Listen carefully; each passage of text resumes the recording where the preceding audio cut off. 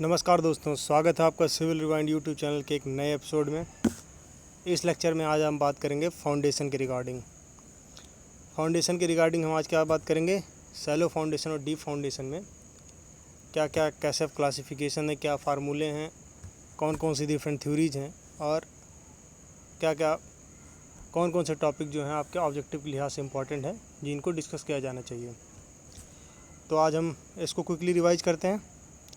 तो फाउंडेशन दो टाइप के होते हैं आपके, सैलो फाउंडेशन और डीप फाउंडेशन। फाउंडेशन होता क्या, फाउंडेशन वो पार्ट है आपके बिल्डिंग का जो कि आपको लोड को ट्रांसफ़र करता है, आपके ऊपर के लोड को, अपर लोड को ट्रांसफ़र करता है सॉइल पे, आपके ग्राउंड पे ट्रांसफ़र करता है एक लार्ज एरिया पे, और जो कि तुम्हारा स्ट्रेस, जैसे कि तुम्हारा स्ट्रेस हो with in the safe bearing capacity of the soil. मतलब कि इसका काम क्या है कि सॉइल पे ऐसा लोड ट्रांसफ़र हो कि वो जो इसका स्ट्रेस, जिसकी वजह से जो स्ट्रेस आना है वो सेफ बेयरिंग कैपेसिटी जो सॉइल के है उसके अंडर ही हो, मतलब उससे ज़्यादा ना हो। तो फाउंडेशन ये काम करता है, मतलब फाउंडेशन अपर लोड को तुम्हारा सॉइल पे ट्रांसफ़र करता है। तो अब फाउंडेशन में इससे ज़्यादा अब थ्योरी की ज़रूरत नहीं है, बहुत सारी। फाउंडेशन दो तरह के होते हैं, सैलो फाउंडेशन और डीप फाउंडेशन। अब इसके क्लासिफिकेशन के लिए मतलब किसको सैलो कहा जाए, किसको डीप कहा जाए, दो लोगों ने अपना मतलब विचार दिया। टेरज़ेगी ने कहा कि DF/B रेशियो, DF है डेप्थ ऑफ फाउंडेशन, और B है तो आपका width of footing, width of footing या विड्थ ऑफ फाउंडेशन। तो टेरज़ेगी ने कहा कि DF/B ratio is less than और इक्वल टू 1 है तो हम उसको सैलो फाउंडेशन बोलेंगे, और DF/B रेशियो ग्रेटर देन 1 है तो उसको हम डीप फाउंडेशन बोलेंगे। जबकि स्कैम्पटन ने कहा कि हम जब DF/B रेशियो लेस देन और इक्वल टू 2.5 होगा तो हम उसको सैलो फाउंडेशन बोलेंगे, या DF/B रेशियो ग्रेटर देन 2.5 होगा तो फिर हम उसको डीप फाउंडेशन बोलेंगे। तो ये है, जिसके अकॉर्डिंग पूछेगा वो आप बता देंगे। तो हम आज सैलो फाउंडेशन ही पढ़ेंगे पूरा, क्योंकि ये दोनों सैलो फाउंडेशन और डीप फाउंडेशन एक इंडिविजुअल एक बड़े बड़े टॉपिक हैं, तो इसलिए हम अलग अलग पढ़ेंगे इसको। तो आज हम पढ़ेंगे सैलो फाउंडेशन।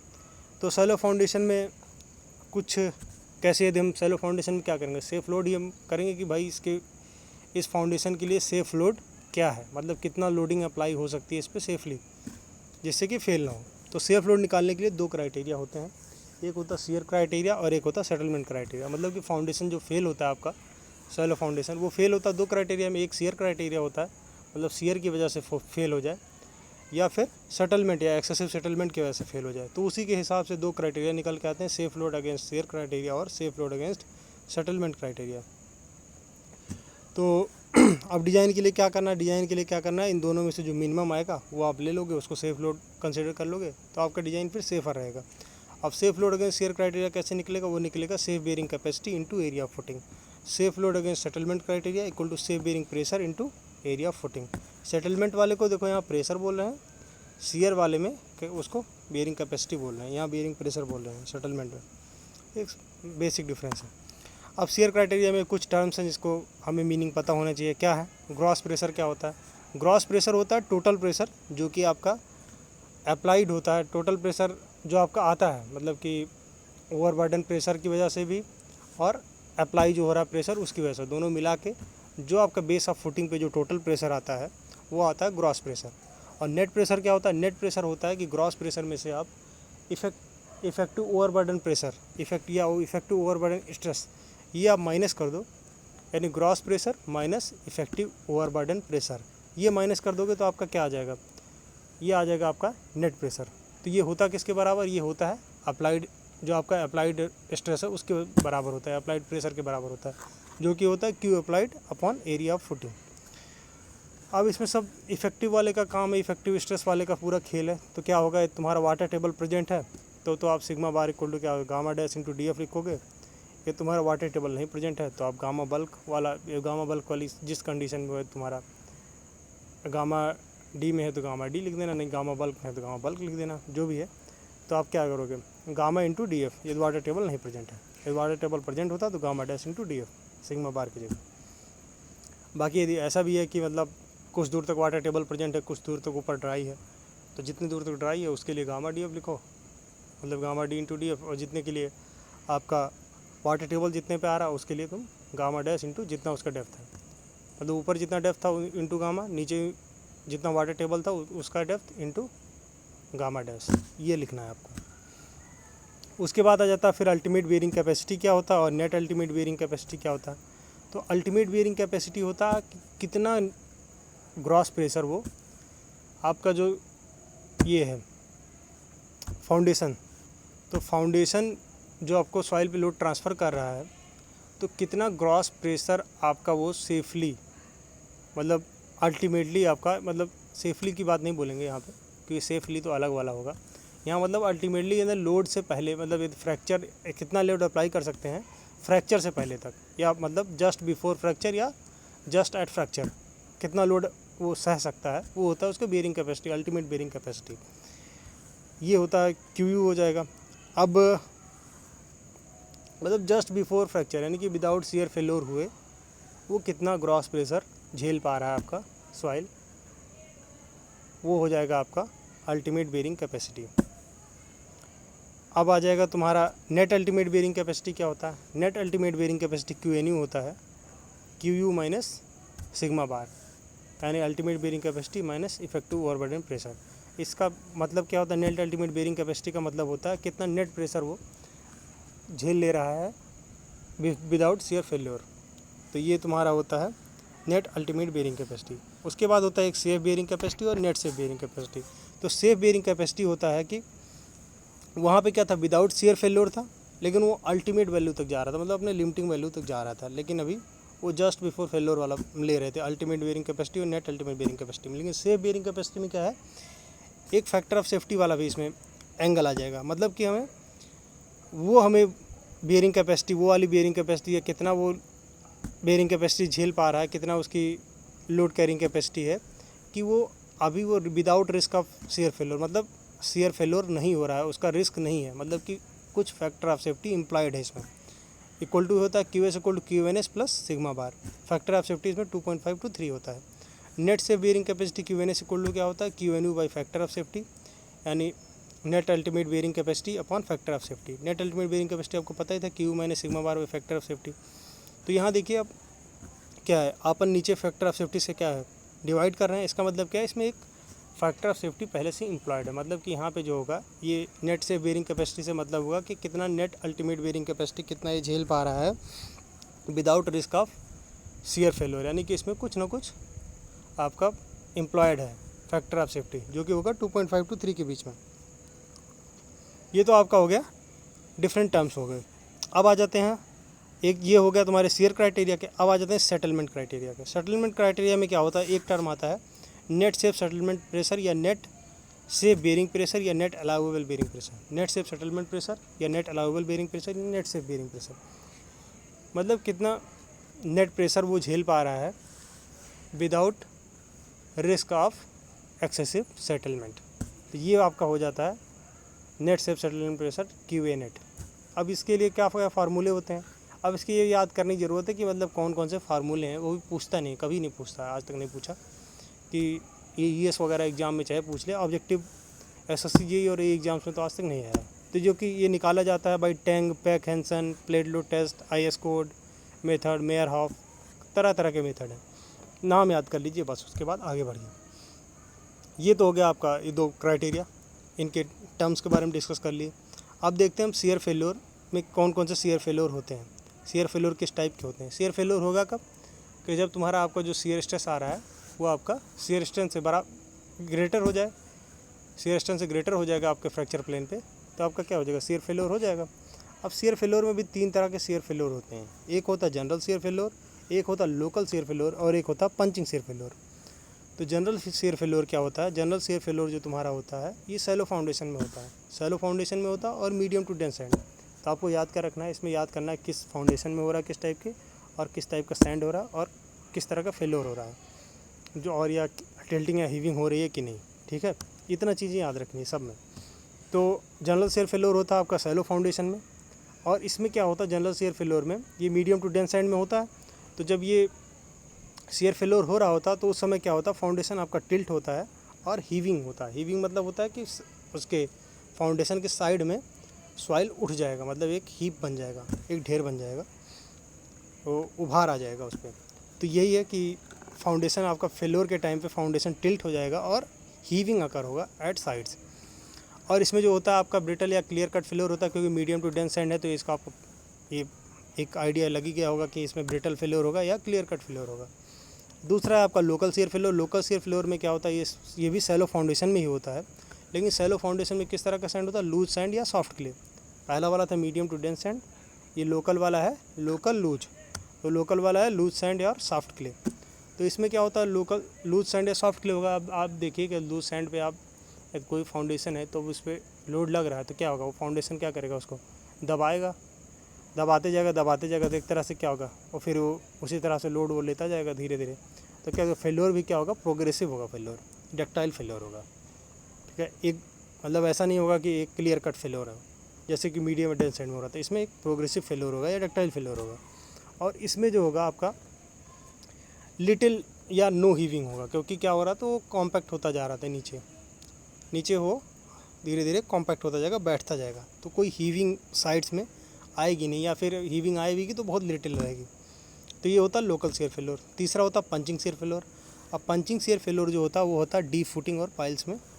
डीप फुटिंग और पाइल्स, और वो भी कब, जब ये डीप फुटिंग और पाइल्स हैं आपके लूज सैंड या सॉफ्ट क्ले में। अब आप देखो लूज सैंड या सॉफ्ट क्ले हैं, इस पर कोई पाइल है, इसमें कोई पाइल यदि आपकी ड्रिवन हो रही है तो क्या करेगी, वो उसको अपने साथ लेके जाएगी।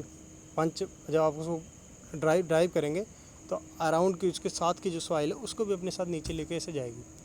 तो उसमें क्या होगा, वो एक तरह से ये भी तो कह सकते हैं कि पंच कर जाएगी, पंच करती हुई जा रही है उस सॉइल में। तो ये डीप फुटिंग या पाइल्स में ये आपका पंचिंग शियर फेल्योर होता है। अब इसमें जाहिर तौर पे उसके साथ ही जा रही है सॉइल, तो क्या हो रहा है, तो उसके साथ साथ कुछ डिस्प्लेसमेंट हो रहा है। इसका मतलब क्या, कोई टिल्टिंग और हीविंग नहीं हो रहा है साइड्स पे, मतलब कि कोई आपका उभार नहीं आ रहा ऊपर की तरफ, ऊपर ग्राउंड लेवल पे कोई उभार नहीं आ रहा है। तो ये आपके तीनों हो गए, general shear failure, local shear failure और पंचिंग शियर फेल्योर। अब हम इसके कुछ चीज़ें और होती हैं कि मतलब किस फ्रैक्शन एंगल पे कौन सा होता है, या फिर क्या नाम है इसके कितने एंगल पे होता है, ये सब चीज़ें देखना है। तो या एसपीटी नंबर कितना होता है किसके लिए, तो ये बहुत ज़्यादा इंपॉर्टेंट तो नहीं है, लेकिन फिर भी आप देख लो क्या करना है। तो आपका फ्रिक्शन एंगल तुम्हारा यदि ग्रेटर देन 36 है तो आपका होता है जनरल शियर फेल्योर, और लेस देन 28 डिग्री पे होता है लोकल शियर फेल्योर। यानी फ्रिक्शन एंगल ग्रेटर देन 36 पे जनरल शियर फेल्योर और लेस देन 28 पे लोकल शियर फेल्योर। और एसपीटी नंबर का है ग्रेटर देन 30 पे आपका जनरल शियर फेल्योर और लेस देन 5 पे लोकल शियर फेल्योर। ये सिर्फ एक बार आपको ध्यान देना चाहिए, बाकी बहुत ज़्यादा मुझे नहीं लगता इसमें ध्यान देने की ज़रूरत है। बाकी रिलेटिव डेंसिटी के हिसाब से आप एक बार देख लो, ये थोड़ा सा इंपॉर्टेंट है। तो रिलेटिव डेंसिटी के हिसाब से होता है कि ग्रेटर देन 70 है, रिलेटिव डेंसिटी आपकी ग्रेटर देन 70% है तो जनरल शियर फेल्योर होता है। या 35 to 70 है, तो 35 से बड़ा 70 से छोटा तो आपको होता है लोकल शियर फेल्योर। और पंचिंग शियर फेल्योर होता है जब आपका रिलेटिव डेंसिटी लेस देन 35% हो तो आपका होता है पंचिंग शियर फेल्योर। तो ये चीज़ें हो गई। अब हम चलते हैं बियरिंग कैपेसिटी निकालेंगे कैसे, क्या क्या फार्मूले हैं। तो बियरिंग कैपेसिटी निकालने के क्या क्या डिटरमाइन कैसे करते हैं, इसके लिए हैं स्टैटिक एंड एनालिटिकल मेथड्स हैं और आपका फील्ड मेथड्स हैं। स्टैटिक एंड एनालिटिकल मेथड्स और फील्ड मेथड्स। तो स्टैटिक एंड एनालिटिकल मेथड्स में क्या है, स्टैटिक एंड एनालिटिकल मेथड्स में कई सारे मेथड्स हैं, जिसमें हम देखते हैं एक इम्पॉर्टेंट थ्योरी, एक टेरजैगी थ्योरी है, एक स्कैम्पटन है, एक मेयरहॉफ है और एक आयस कोड है। बाकी और भी थ्योरी हैं जो कि इम्पॉर्टेंट नहीं है, यहाँ तक कि आयस कोड वाली भी ज़्यादा इम्पॉर्टेंट नहीं है। तो हम जो इम्पॉर्टेंट है वो देखते हैं। सबसे ज़्यादा इम्पॉर्टेंट है आपकी टेरजैगी और स्कैम्पटन और मेयरहॉफ। तो टेरजैगी क्या होता है, टेरजैगी ने जो आपकी ये दिया, आपका इक्वेशन दिया, जो आपका बियरिंग कैपेसिटी निकालने का इक्वेशन दिया, इन्होंने दिया सैलो फाउंडेशन के लिए और स्ट्रिप फुटिंग के लिए, सैलो फाउंडेशन और स्ट्रिप फुटिंग। और इन्होंने क्या उसको माना, क्या कहते हैं, फुटिंग को माना क्या, रफ माना। यानी सैलो फाउंडेशन के लिए दिया रफ और स्टिफ फुटिंग के लिए दिया। और इन्होंने कंसिडर किया जो shear failure, general shear failure. ये आपके एजम्पशन जो है कभी कभी डायरेक्टली पूछ लेते हैं, इसलिए आपको याद रहना चाहिए कि इन्होंने सैलो के लिए दिया था, रफ माना था फुटिंग को, और स्टिफ फुटिंग के लिए दिया था, और जनरल शियर फेल्योर। और इफेक्ट ऑफ वाटर टेबल इन्होंने कंसीडर नहीं किया था अपने फार्मूले में। तो इन्होंने क्या फार्मूला दिया, इन्होंने एक अपना ये फार्मूला दिया, फैमिली इक्वेशन क्या होता है, Q equal to C N C plus Q N Q plus half B gamma N gamma. Q equal to C N C plus Q N Q plus half B gamma N gamma, Q को gamma D F लिख सकते हो आप, तो Q equal to हो जाएगा C N C plus gamma D F N Q plus 0.5 B gamma N gamma. ये तो आपको याद ही होगा। अब इसमें क्या होता है, पोर ये तुम्हारा प्योर कोहेसिव सॉइल या क्ले है आपका, तो क्या होता है फाई इक्वल टू 0 होता है, क्योंकि सी वाली सिर्फ कोहेसिव सॉइल है, प्योर कोहेसिव सॉइल है, तो फाई 0 होगा इसमें। तो इसमें क्या होता है, इसके लिए स्पेशल होता है कि एन सी इक्वल टू 5.7 होता है, एन सी 5.7 और एन क्यू 1 और एन गामा 0। तो इसके लिए एक अलग सी इक्वेशन ही आ जाएगी, ठीक है। तो अब इसमें अगर रखेंगे तो आपको क्यू इक्वल टू क्या आ जाएगा 5.7 C plus gamma D F. तो आप इस यहाँ पे एक क्लियरली देख पा रहे होंगे कि जो क्यू है आपका प्योर कोहेसिव या क्ले के लिए जो है, ये क्यू जो है आपका डिपेंड नहीं कर रहा है विड्थ ऑफ द फुटिंग पे, क्योंकि बी वाला टर्म जो है 0.5 बी गामा एन गामा ये वाला 0 हो गया। तो ये वाला आपको फिर आगे यूज होगा, इसलिए मैं इसको यहाँ पे ही इंडिकेट कर दे रहा हूँ कि देखो बी पे डिपेंड नहीं कर रहा है, या इसका अल्टीमेट बेयरिंग कैपेसिटी आपका प्योर कोहेसिव सॉइल्स का। और अल्टीमेट बेयरिंग कैपेसिटी क्या होगा, अल्टीमेट बेयरिंग कैपेसिटी क्या होगा, Q U minus gamma D F, यही तो हो जाएगा, क्योंकि Q U minus sigma bar ही तो था आपका नेट अल्टीमेट बेयरिंग कैपेसिटी। तो Q N U equal to क्या हो जाएगा 5.7 सी। तो ये चीज़ें आपको यहाँ से ध्यान हो गई।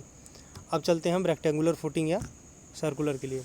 रेक्टेंगुलर फुटिंग या सर्कुलर के लिए क्या होता है, ये आपका क्यू इक्वल टू होता है 1 plus 0.3 B by L C N C plus Q N Q plus 1 minus 0.2 B by L 0.5 B gamma N gamma. ये रेक्टेंगुलर और सर्कुलर, यहाँ पे सर्कुलर मुझे लगता है गलत दिख गया, ये स्क्वायर होगा ना सर्कुलर के लिए, तो यहाँ पे 0.3 होता है। सर्कुलर के लिए जो इक्वेशन होती है वो होती है Q equal to 1.3 C N C plus Q N Q plus 0.3 B gamma N gamma होता है। और स्क्वायर के लिए होता है 1.3 C N C plus Q N Q plus 0.4 B gamma N gamma. और रेक्टेंगुलर के लिए वो होता है Q equal to 1 plus 0.3 B by L C N C plus Q N Q plus 1 minus 0.2 B by L 0.5 B gamma N gamma. मतलब कि B by L को आप बी इक्वल टू एल रखो तो आपका बी और L equal रखोगे तो आपको सर्कुलर वाला डायरेक्ट आ जाएगा, ठीक है।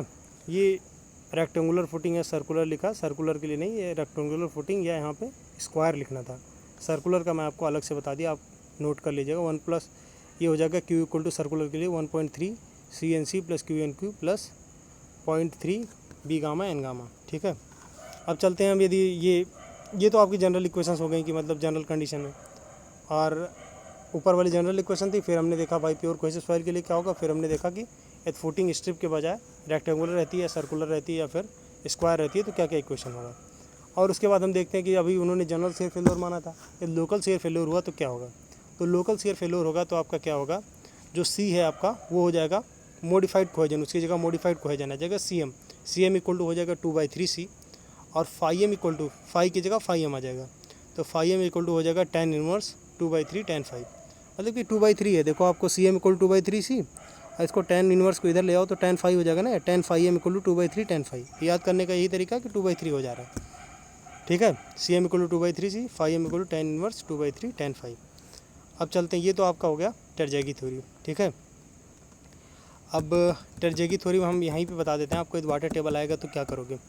यदि आपको वाटर टेबल आता है तो आपको करना क्या है, वाटर टेबल आता है तो आपको करना क्या है, मान लीजिए वाटर टेबल आपका जहाँ पे भी वाटर टेबल आ रहा है, आपको 3 पार्ट में डिवाइड कर लो फाउंडेशन को। एक फाउंडेशन का ग्राउंड लेवल से लेके 0 से लेके DF डेप्थ तक, यानी फाउंडेशन के डेप्थ तक 0 से DF। एक होता है तुम्हारा DF टू B, मतलब DF मतलब कि जहाँ से विड्थ ऑफ फुटिंग से B डेप्थ नीचे, यानी कि ग्राउंड लेवल से 0 से DF प्लस B तक, ठीक है। क्योंकि जो इसका टर्जेगी का जो होता है, क्या कहते हैं, इन्फ्लुएंस होता है, टर्जेगी ने जो दिया था वो दिया था कि भाई B डेप्थ तक रहेगा, विड्थ ऑफ फुटिंग से B डेप्थ तक इसका इफेक्ट रहेगा। मतलब स्ट्रेस जो इसका क्या कहते हैं, स्ट्रेस जो इसका होगा, मतलब फैलेगा स्ट्रेस जहाँ तक वो होगा B डेप्थ तक, वहाँ तक इफेक्टिव रहेगा। उसके बाद फिर वो सॉइल अपना नॉर्मल स्टेट में रहेगा, वो अपना काम कर देगा सही से। हमें वो उस डेप्थ तक हमें निकालना है, उसके नीचे वाला इफ़ेक्ट नहीं करेगा इसके सॉइल पे, मतलब फाउंडेशन पे जो आपकी है करेक्टरिस्टिक्स है। तो इन्होंने ऐसा फार्म दिया था। और तो अब उसमें क्या होगा, यदि DF प्लस B से कोई नीचे वाटर टेबल आ रहा है, मतलब वाटर टेबल में DF प्लस B से नीचे कोई चेंज हो रहा है तो हमारे इसमें फार्मूले में कोई चेंज नहीं आएगा। लेकिन मान लो थोड़ा सा वाटर टेबल बढ़ा, अब आ गया विड्थ ऑफ फाउंडेशन से मतलब इसके फाउंडेशन से लेके और आपका बी डेप्थ नीचे तक यहाँ तक कहीं आता है तो आपका आएगा थर्ड वाले स्टेप में चेंज, मतलब जितना आया उतने स्टेप में चेंज कर दो। जैसे पहला बताया था कि जितना में ड्राई है उतने के लिए ड्राई रख दो और जितने के लिए तुम्हारा आपका वेट है उतने वेट रख दो। वैसे ये ऑब्जेक्टिव के लिए नहीं है, ऑब्जेक्टिव में आएगा ही नहीं, वैसे आप क्वेश्चन कर लोगे हो जाएगा। लेकिन यदि आपका अब इसको यहाँ से थोड़ा और ऊपर बढ़ा, ये आपका आ गया 0 से DF के बीच में, तो आपका क्या होगा थर्ड वाला तो पूरा का पूरा गामा, उसकी जगह गामा डैश आ जाएगा गामा की जगह। और सेकंड वाले इक्वेशन में क्या आ जाएगा, फिर आपको रखना पड़ेगा कि जितने दूर के लिए ड्राई है ड्राई रख दो और जितने दूर के लिए गामा DF वाला टर्म, जितने दूर के लिए फिर आपका वाटर टेबल आ रहा है उसमें वाटर टेबल के हिसाब से इफेक्टिव वाला रख दो। तो ये हो जाएगा, ये सिंपल था। इसमें ये ऑब्जेक्टिव में तो नहीं पूछेगा लेकिन मैंने बता दिया यहाँ पे, ठीक है। अब मैंने क्वेश्चन इसमें लिख नहीं रखा तो इसमें अच्छे से समझा नहीं सकते क्योंकि ये एनोटेट नहीं कर सकते इस पर PDF पे, और आप सहयोग देंगे तो आपका वो सब भी स्टार्ट हो जाएगा, ठीक है। तो अब दूसरा है आपका स्कैम्पटन थ्योरी। तो स्कैम्पटन थ्योरी क्या है आपका, स्कैम्पटन थ्योरी होता है प्योर कोहेसिव सॉइल के लिए। मतलब स्कैम्पटन ने क्या कहा, भाई मैं तो फिर सिर्फ कोहेसिव सॉइल के साथ डील करूँगा, मतलब कोहेसिव सॉइल के लिए इक्वेशन दूंगा। तो इन्होंने कोहेसिव सॉइल के लिए फिर इक्वेशन दिया सिर्फ। तो क्या इक्वेशन दिया इन्होंने, ये सैलो फुटिंग और डीप फुटिंग दोनों के लिए थी। इन्होंने क्या दिया, Q = CNC, QNU = CNC, मतलब कि नेट अल्टीमेट बेयरिंग कैपेसिटी का फार्मूला दिया, QNU का फार्मूला, QNU = CNC। और NC डिपेंड करेगा DF/B रेशियो पे, NC डिपेंड करेगा DF/B रेशियो पे, जो कि फार्मूले क्या हैं आपके फार्मूले देख सकते हो कि भाई स्ट्रिप फुटिंग के लिए है NC = 5 ब्रैकेट में 1 + 0.2 DF/B। अब आप देख लो, सिंपल है याद करना, 5 6 5 और ये 1 + 0.2 DF/B, रेक्टेंगुलर राफ्ट वाले में 1 + 0.2 B/L एक्स्ट्रा ऐड हो गया बस। स्ट्रिप फुटिंग में क्या है 5 × 1 + 0.2 DF/B, स्क्वायर या सर्कुलर में क्या है 6 × 1 + 0.2 DF/B, रेक्टेंगुलर राफ्ट में क्या है 5 × 1 + 0.2 DF/B इंटू ब्रैकेट में 1 + 0.2 B/L। सिंपल हो गया, ये याद रहना चाहिए, याद कर लीजिए। अच्छा सिंपल सा इक्वेशन है। उसके बाद मेयर हाफ ने क्या किया भैया, मेयर हाफ सबसे अच्छा यही था। इन्होंने क्या किया, सब समेट दिया एक ही जगह पे। इन्होंने क्या किया कि जो आपको क्या करते हैं अलग अलग करना, टेरजेगी में सबके लिए अलग करना पड़ रहा था कि आपका फुटिंग का नेचर चेंज हो रहा था, मतलब कि फुटिंग का शेप चेंज हो रहा था, तो उसके लिए फिर अलग इक्वेशन आ रही थी। या फिर इंक्लिनेशन चेंज हो रहा था, उसके लिए फिर यहाँ इंक्लिनेशन के लिए तो इक्वेशन ही नहीं थी। डेप्थ तुम्हारा चेंज हो रहा था कि मतलब ये सैलो से डीप हुआ तो इसके लिए इक्वेशन नहीं थी। तो इन्होंने क्या किया, सारे को एक में कंबाइन कर दिया। कैसे कंबाइन किया, फार्मूला तो इन्होंने सेम ही रखा, Q = वही फैमिली इक्वेशन ही रखा, CNC + gamma DF NQ + 0.5 B gamma N gamma. लेकिन सारे टर्म के साथ इन्होंने 3 टर्म और जोड़ दिए। क्या 3 टर्म मल्टीप्लाई कर दिए, I, S और C, मतलब इंक्लिनेशन फैक्टर, शेप फैक्टर और डेप्थ फैक्टर। मतलब इंक्लिनेशन आपका सॉइल टिल्ट है, वो फाउंडेशन टिल्ट है या क्या इंक्लाइंड है, तो उसका अपना ये कंसीडर कर लेगा उसका इफेक्ट। शेप आपका शेप फैक्टर जो है वो आपका ये कंसीडर कर लेगा कि आपका राफ्ट, रेक्टेंगुलर, स्ट्रिप कोई भी है आपका यहाँ से कंसीडर हो जाएगा। डेप्थ वाला आपका ये कंसीडर कर लेगा कि आपका सैलो हो चाहे डीप हो, सब के लिए हो जाएगा। तो इसलिए दोनों टाइप के फुटिंग के लिए एप्लीकेबल होगा, सब टाइप के सब शेप के क्या कहते हैं फुटिंग के लिए एप्लीकेबल होगा, और इंक्लिनेशन भी आ रहा है तो उसके लिए भी एप्लीकेबल होगा। तो QNU = क्या हो जाएगा, CNC IC SC DC + QNQ IQ SQ DQ + 0.5 B gamma N gamma I gamma × S gamma × D gamma, ठीक है। और एक इक्वेशन मेयर हाफ की एक अच्छी बात ये होती है कि यदि आपका इसेंट्रिक लोड कोई आता है, यदि आपका कोई इसेंट्रिक लोडिंग आती है, तो इसेंट्रिक लोडिंग आती है तो उसके लिए भी इसेंट्रिक मतलब क्या है कि आपका लोड जो है आपके सेंटर पे नहीं अप्लाई हो रहा है, सेंटर की बजाय मतलब आपका मिड पे नहीं है, एकदम सेंटर पे नहीं अप्लाई हो रहा है उसके फाउंडेशन के, उसकी बजाय कि सेंट्रिसिटी पे अप्लाई हो रहा है। तो यदि सेंट्रिसिटी पे अप्लाई हो रहा है तो बाकी इक्वेशंस नहीं यूज़ कर सकते, लेकिन ये वाली इक्वेशन यूज़ कर सकते हो आराम से। आप ये वाली इक्वेशन आराम से यूज़ कर सकते हो। उसके लिए आप क्या करना होता है, आपको इसको जो आपका फाउंडेशन का डायमेंशन था, फाउंडेशन के डायमेंशन को ऐसे सेलेक्ट करना है कि आपको वो जो आपके जहाँ पे लोडिंग लग रही है वो लोडिंग फिर अब उसको नया सेंटर बन जाए, ऐसी जगह पे लगानी है। अब उसको आपको एक्स्ट्रा जो इसका डीप चीज़ है अब मेंस वगैरह में देख लेंगे, यदि आपको कभी मेंस देना होगा तो मेंस में आ जाएगा। यहाँ पे हम उसको नहीं छेड़ते हैं, बाकी यदि मैं फिगर बनाया रहता तो यहीं बता देता, अनफॉर्चुनेटली यहाँ पे है नहीं, ठीक है। तो आपको जो याद करना था ऑब्जेक्टिव के हिसाब से यहाँ पे है। तीसरा क्या है आपका IS कोड मेथड है। IS कोड ने भैया क्या किया, IS कोड ने कुछ नहीं किया, इन्हें थर्ड टर्म में एक फैक्टर मल्टीप्लाई कर दिया आर गामा का, जो कि तुम्हारा उसके लिए है वाटर के लिए, ठीक है, water correction factor R gamma dash. इस R gamma star equal to क्या होता है, हाफ 1 + Z2/B। याद मत करना, इसका याद करने का कोई मतलब नहीं, कहीं पूछता नहीं है।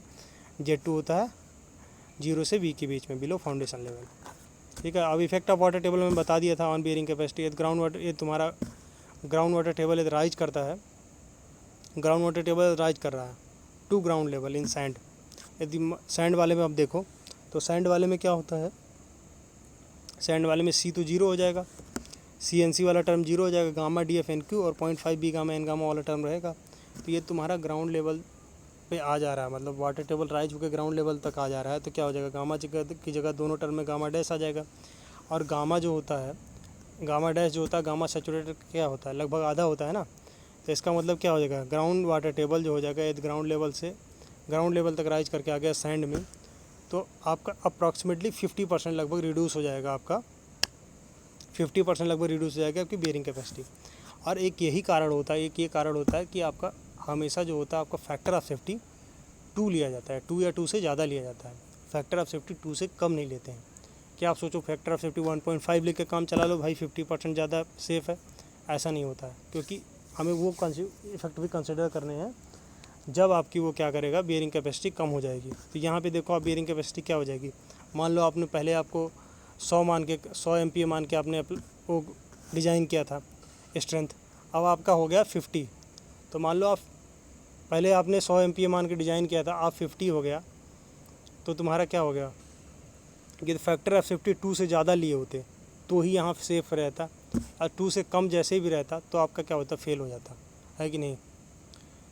तो वही है कि भाई 2 क्यों फैक्टर ऑफ सेफ्टी ली जाती है, वो यहाँ से आपका दिख जाता है कि ground water table ground level तक राइज करता सैंड में, तो अप्रॉक्सीमेटली 50% रिड्यूस हो जाता है आपका बियरिंग कैपेसिटी। ये एक सिंपल टर्म था, ये पूछता भी डायरेक्ट आपका उसमें ऑब्जेक्टिव्स में। अब आ जाते हैं फील्ड मेथड में। ये सारे आपके एनालिटिकल से स्टैटिकल मेथड हो गए, टर्जेगी हो गया, स्कैम्पटन हो गया, मेयरहॉफ हो गया, एस कोड हो गया। अब आ जाते हैं फील्ड मेथड्स में। फील्ड मेथड्स में आपके जो 2 इंपॉर्टेंट मेथड्स हैं वो है प्लेट लोड टेस्ट, एक है प्लेट लोड टेस्ट और एक आपका है स्टैंडर्ड पेनिट्रेशन टेस्ट या SPT टेस्ट। तो प्लेट लोड टेस्ट में क्या करते हैं, प्लेट लोड टेस्ट में भैया आप नीचे क्या होता है, एक पहले हम तो एक खोदेंगे, क्या खोदेंगे, आपका बोरोपिट खोदेंगे। तो बोरोपिट खोदेंगे, उस पर फिर डिफरेंट प्लेट्स अप्लाई करेंगे, डिफरेंट प्लेट्स हम सजाएंगे, और एक स्टैंडर्ड साइज़ की प्लेट रहती है, स्टैंडर्ड साइज़ वाली प्लेट के हिसाब से हम कंसिडर करते हैं कितना आएगा। तो वो वाली प्लेट हम नीचे रखेंगे, उसके ऊपर फिर और प्लेट बिछाते जाएंगे। प्लेट उसके ऊपर क्यों रखते हैं और डिफरेंट साइज़ की प्लेट क्यों रखते हैं, ताकि प्लेट बेंड ना हो। क्योंकि एक ही प्लेट रखे रहोगे तो क्या होगा, यदि लोड अप्लाई करोगे उस पर सेंटर पे, तो क्या होगा, साइड से बेंड हो जाएगा, तो पूरा वो अपना इफेक्ट दे नहीं पाएगा। इसलिए हम क्या करते हैं, उसके ऊपर फिर और छोटी प्लेटें, फिर और छोटी प्लेटें ऐसे रखते हैं। तो 35 30 तो 30 45 60 75 और 90 इतनी सेंटीमीटर की प्लेटें होती हैं, ठीक है। 30 centimetre plate, 45 centimetre, 60 centimetre, 75 centimetre, 90 centimetre, ये आपके क्या हैं, डाया हैं, ठीक है। ये आपकी डाया प्लेट है, यानी 30 centimetre dia plate, 45 centimetre dia plate, 60 centimetre, 75 90। 75 वाला जो आपका होता है वो होता है आपका स्टैंडर्ड साइज़ होता है। 75 सेंटीमीटर डाया प्लेट जो होती है आपकी स्टैंडर्ड होती है, ठीक है। और ठीक है, तो अब इसमें क्या करेंगे, प्लेट है, प्लेट रखी हुई है, प्लेट के ऊपर फिर क्या होगा, आपका रिजिड प्लेट्स हैं, उसके ऊपर फिर आपका जैकिंग मैकेनिज्म से आपका हाइड्रोलिक मैकेनिज्म होगा, उससे जैक के थ्रू आपका क्या होगा, लोड अप्लाई होगा, उस पर फिर डायल गेज लगे होंगे, डायल गेज आपका सेटलमेंट नोट करेंगे, और फिर तुम्हारा डायल गेज आपका क्या होगा, सेटलमेंट नोट करेंगे, और आपका जो प्रेस है, हाइड्रोलिक प्रेस जो आपका है, जैक है, उस पर आपका क्या दिख रहा होगा कि कितना आपका लोडिंग अप्लाई हो रही है। तो आप क्या करोगे, लोड अपॉन सेटलमेंट का क्या होगा, कर्व बना लोगे। लोड वर्सेस सेटलमेंट का कर्व बनाओगे तो क्या होगा, ये तुम्हारा लूज सैंड है या सॉफ्ट सॉइल है आपका क्या है, तो उसमें क्या होगा, प्रोग्रेसिव फेल्योर होगा। उसमें प्रोग्रेसिव फेल्योर होगा तो आपका ये वाला कर्व, नीचे वाला कर्व मिल जाएगा। और ये तुम्हारा डेंस सैंड या स्टिफ सॉइल था, स्टिफ क्ले था, तुम्हारा क्या होता, उसमें फिर क्या होता, प्रोग्रेसिव फेल्योर, वो क्लियर कट फेल्योर होता है या तुम्हारा ब्रिटल फेल्योर होता। तो उसमें क्या होता, तुम्हारा तेज़ी से लोड, जैसे जैसे आप क्या होता है, सेट लोड बढ़ाते जाओगे सेटलमेंट धीरे धीरे बढ़ेगा और उसके बाद एक समय पे आके क्लियर कट फेल हो जाएगा। मतलब एक समय पे आके फिर क्या होगा, उसी लोड पे सेटलमेंट एक्सेसिव बढ़ता चला जाएगा, तो हम मान लेंगे फिर अब फेल हो गया। तो इसमें तो हमें जहाँ पे क्लियर कट फेलोर दिख रहा है वहीं पे हमें पता चल जाएगा भाई ये वाला पॉइंट है, लेकिन जहाँ प्रोग्रेसिव फेलोर है वहाँ पे ऐसे पता चलेगा भाई फेल कितने पे हुआ। तो उसके लिए हमें क्या करना होता है, उसके लिए एक तो मेथड होता है कि आप यहाँ पे इनिशियल और फाइनल पॉइंट पे टेंजेंट डालो, टेंजेंट जहाँ पे दोनों काट रहे हैं एक दूसरे को, उस वाले पॉइंट को प्रोजेक्ट कर लो आप लोड वाले एक्सेस पे, तो जो मिलेगा वो वाला आपका जो वैल्यू मिलेगी वो आपकी हो जाएगी अल्टीमेट लोड कैरिंग कैपेसिटी हो जाएगी फुटिंग की। ठीक है, फुटिंग की नहीं, अभी ये प्लेट की आएगी, फुटिंग की इसके बाद निकालेंगे हम। अभी तो ये प्लेट पे आ रही है ना। और इसमें बोरो पिट की डेप्थ रखते हैं हम डी, ये DF रखते हैं, मतलब जितनी डेप्थ ऑफ फाउंडेशन उसके बराबर ही रखते हैं बोरो पिट की डेप्थ। और ये विड्थ वाला ये भी पूछता है, ये विड्थ वाला ज़्यादा पूछता है। डेप्थ तो हम डेप्थ ऑफ फाउंडेशन के बराबर रखते हैं। विड्थ जो होता है, विड्थ जो हम होता है कम से कम रखते हैं, should not be less than 5 BP। मतलब BP है विड्थ ऑफ प्लेट, तो आपका जो विड्थ ऑफ बोरो पिट है should not be less than 5 BP।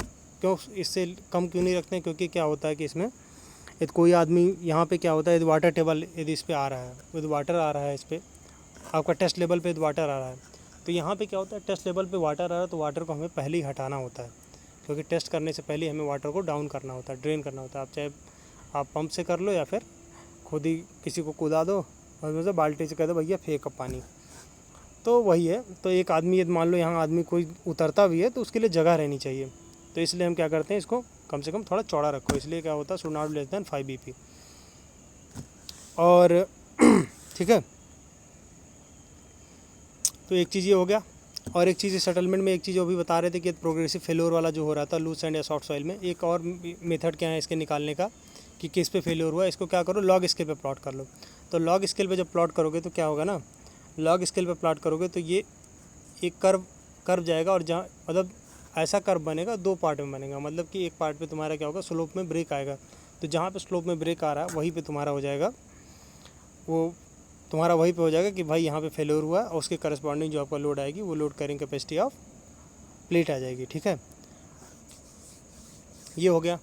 अब इसके बाद हमें क्या करना है, ये यहाँ से जो अभी जो आप वैल्यू निकालेंगे वो क्या आएगी, load carrying capacity of plate आएगी। अब हमें प्लेट आएगी तो हमें निकालना है क्या, load carrying capacity of footing निकालना है, मतलब उसको प्रोजेक्ट करना है फुटिंग के करस्पॉन्डिंग, क्योंकि फुटिंग का विड्थ क्या होगा, ज़्यादा होगा ना। यहाँ पे BP विड्थ पे अप्लाई था लोड, फुटिंग का तो विड्थ B होगा, तो उसके लिए हमें निकालना होगा। तो अल्टीमेट बेयरिंग कैपेसिटी यदि हमें निकालना है तो एज पर शेयर क्राइटेरिया तो क्या होता है, क्ले के लिए, क्ले में हमने पहले ही देखा था, क्ले में हमने यहाँ पे देखा था ये वाला प्योर कोहेसिव सॉइल वाला देखा था कि यहाँ पे जो अल्टीमेट बेयरिंग कैपेसिटी जो है आपकी क्ले की वो डिपेंड नहीं कर रही थी विड्थ ऑफ फुटिंग पे। तो विड्थ ऑफ फुटिंग के इंडिपेंडेंट है, इसका मतलब क्या है कि जो BP विड्थ पे होगा वही B विड्थ पे होगा, यानी कि तुम्हारा QUF जो होगा वो QUP के बराबर होगा। तो यानी कि तुम्हारा यहाँ पे हमें कोई स्पेशल फार्मूले की ज़रूरत नहीं है, QUF इक्वल टू QUP होगा फॉर क्ले। और सैंड के लिए होगा क्या होगा, सैंड के लिए QUF इक्वल टू होगा QUP इंटू BF/BP। सैंड के लिए क्या होगा, QUF equal to QUP into BF/BP।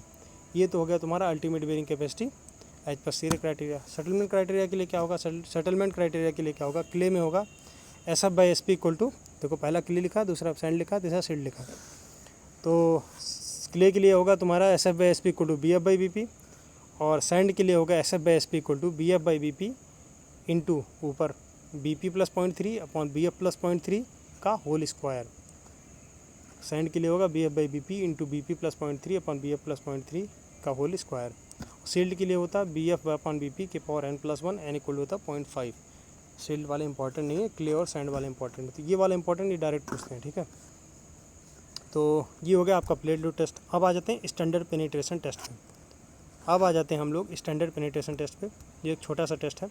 तो स्टैंडर्ड पेनिट्रेशन टेस्ट में हम क्या करते हैं, ये सूटेबल होता है मीडियम टू डेंस सैंड के लिए, क्योंकि स्टैंडर्ड पेनिट्रेशन टेस्ट क्या होता है, इसमें हैमर को हम क्या करते हैं, स्ट्राइक करते हैं सॉइल पे, ब्लो करता है ना हैमर। स्प्लिट स्पून सैम्पलर होता है, एक स्प्लिट स्पून सैम्पलर होता है, उस पर तुम्हारा हैमर 65 kg का हैमर होता है। 65 kg का हैमर 75 सेंटीमीटर से ड्रॉप करता है स्प्लिट स्पून सैम्पलर पे।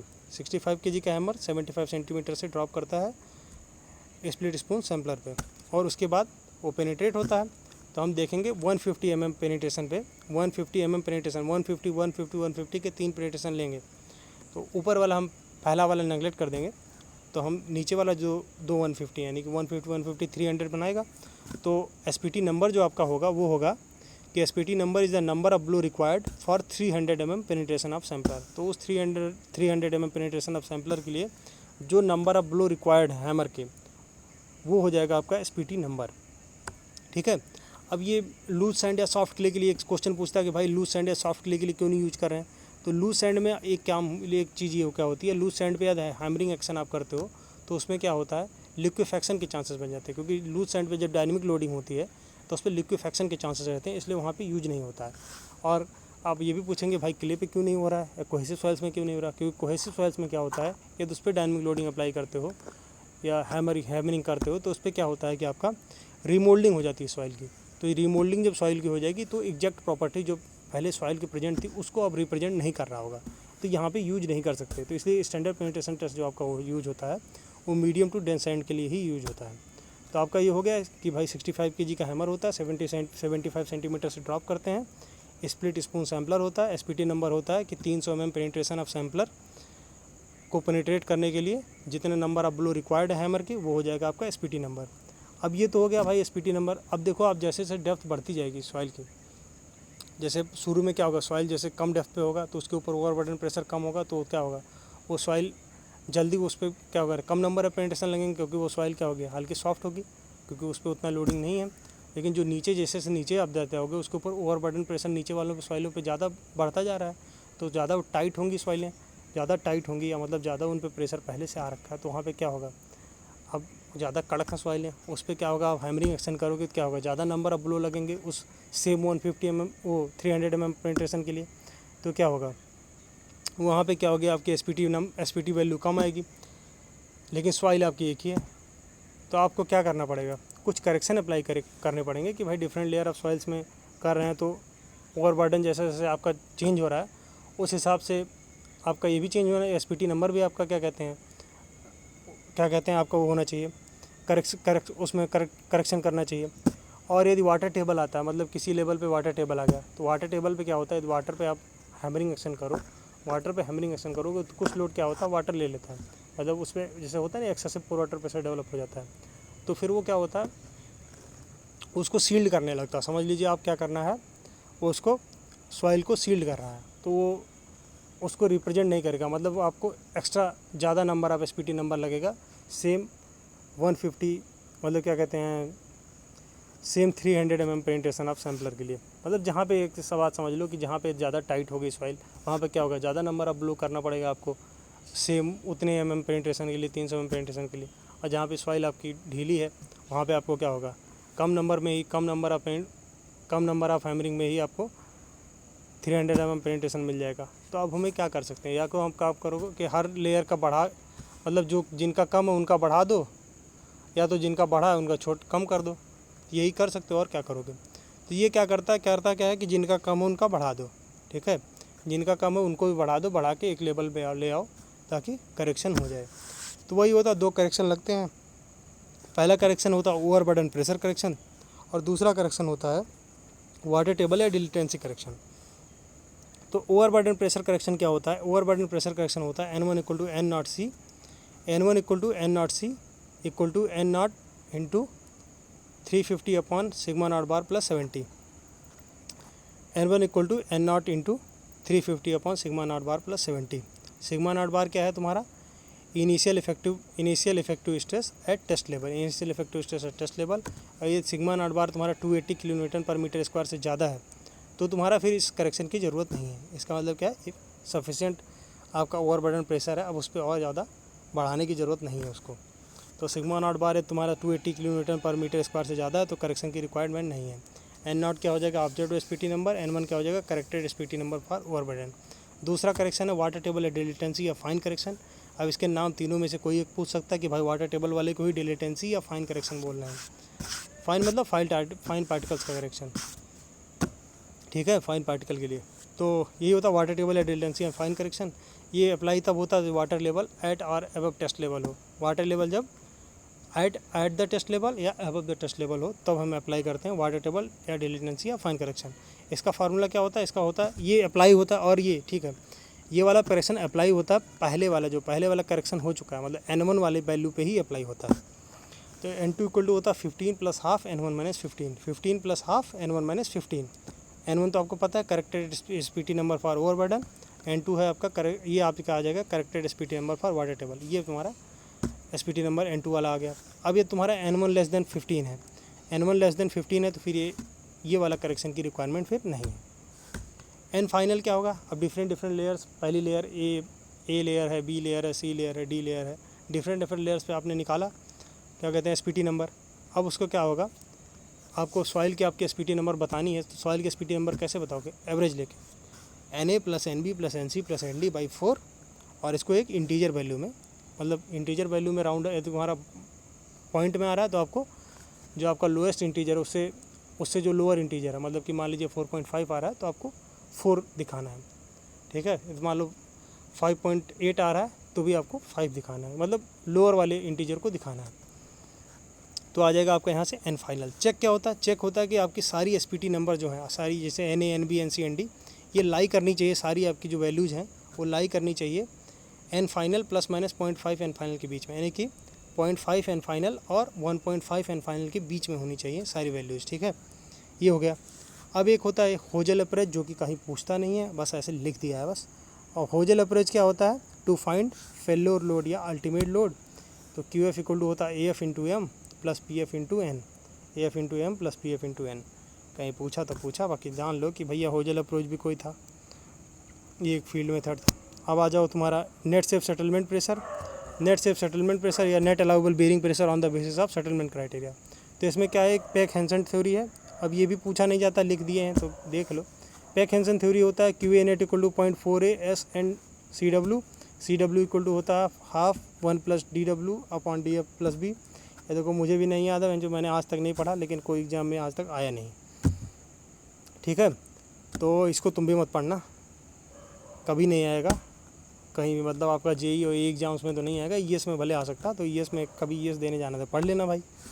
तो CW इक्वल टू क्या हो जाएगा, CW should be between 1/2 to 1। वैसे पढ़ लो, अच्छा ही है, आप देख ही रहे हो तो क्या करना है।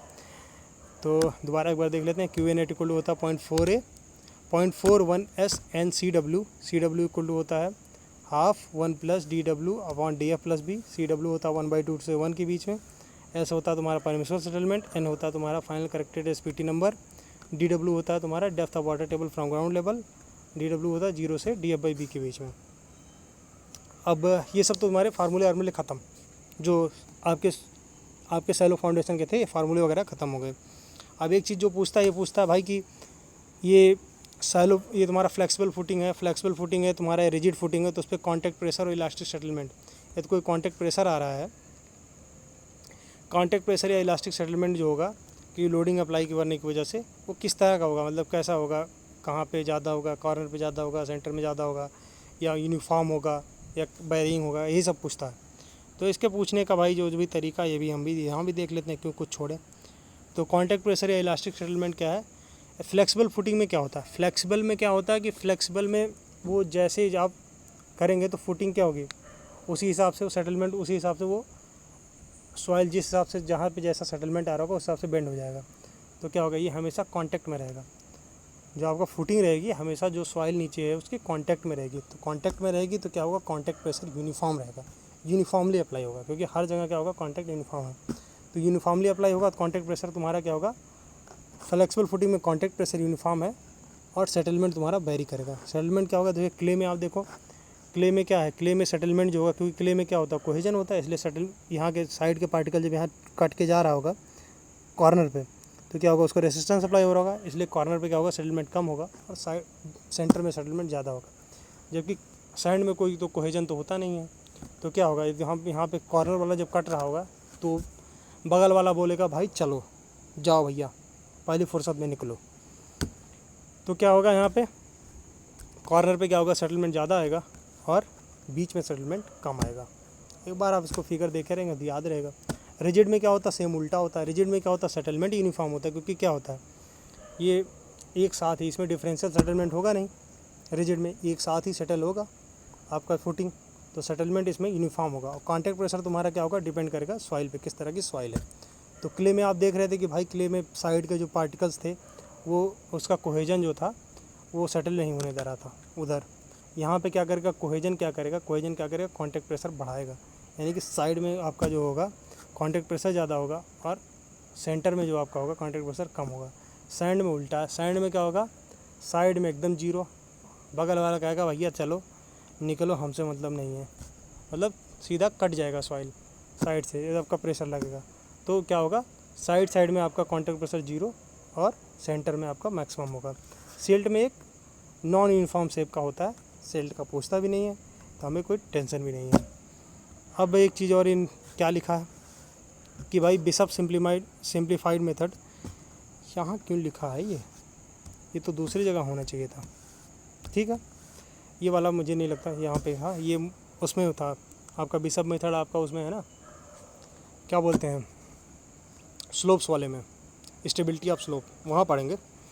तो आज का सब काम हो गया, ये कांटेक्ट प्रेशर और इलास्टिक सेटलमेंट हो गया, और आपके ये सारे हो गए इधर के एसपीटी टेस्ट हो गया, आपका प्लेन लोड टेस्ट हो गया, ये सारी थ्योरी हो गई आपकी, स्किम्पटन, टेरजैगी, मेयरहॉफ, ये सारे हो गए, आईएस कोड हो गया, और अब शुरू की जो चीज़ें थी वो भी हमने आपको बता दी।